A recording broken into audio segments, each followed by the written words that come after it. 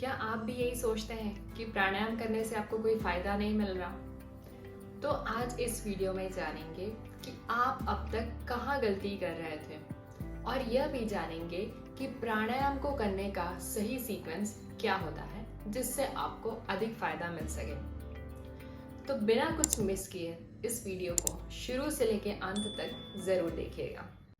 तो प्राणायाम करने का जो तरीका होता है उसमें सबसे पहले आता है जिससे आपका एनर्जी लेवल बढ़े। उसके बाद आता है आप अपने शरीर के टॉक्सिन्स को क्लियर करें। फिर तीसरा प्राणायाम होता है आपकी नाड़ियों को बैलेंस करने का।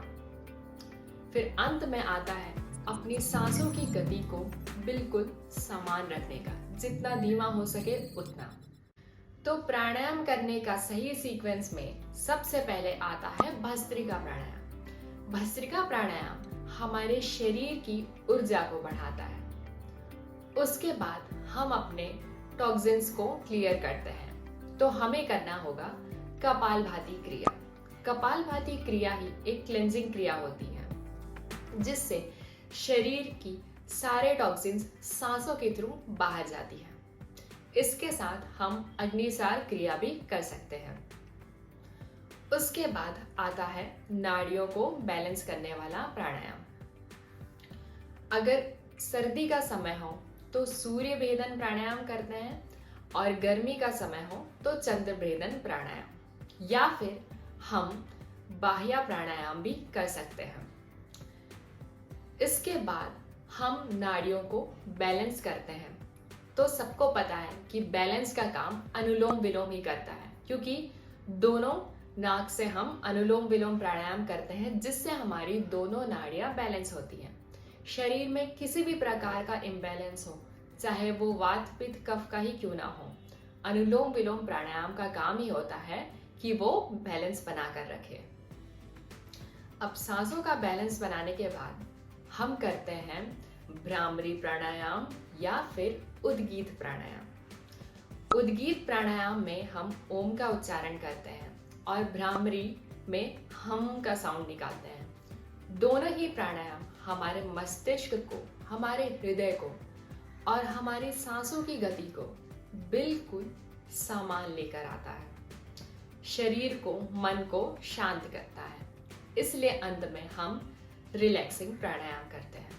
तो ये हो गया सारे प्राणायाम को करने का सही सीक्वेंस। तो आजकल के जीवन को देखा जाए तो समय की बहुत पाबंदी होती है जिसमें ये सारे प्राणायाम इंसान एक दिन में नहीं कर सकता। तो आपके लिए कुछ ऐसे 4 प्राणायाम हैं जो आप हर दिन कर सकते हैं थोड़े से समय में। तो सबसे पहले आपको करना होगा normal breathing, normal deep breathing, जिसमें आपको गहरी गहरी सांस लेनी होगी और छोड़नी होगी। ऐसा आप 5 से 6 बार करें। उसके बाद आप सीधा कपालभाति क्रिया शुरू करें। कपालभाति क्रिया में आप स्ट्रोक्स को बढ़ाते जाइए, जैसे कि आप एक बार में 30 से 40 बार आप सांसों को बाहर छोड़ने की कोशिश करें और ऐसा आप 2 सेट में करें। इसके बाद आप अगर गर्मी के समय में कर रहे हैं तो चंद्र भेदन प्राणायाम करें और ठंड के समय में सूर्य भेदन प्राणायाम करें। अगर आप एडवांस जा चुके हैं या बहुत समय से योग का अभ्यास कर रहे हैं तो आप बाह्य प्राणायाम का अभ्यास जरूर करें। इसके बाद आ जाएगा आपका अनुलोम विलोम प्राणायाम। अनुलोम विलोम प्राणायाम बहुत ही आसान होता है।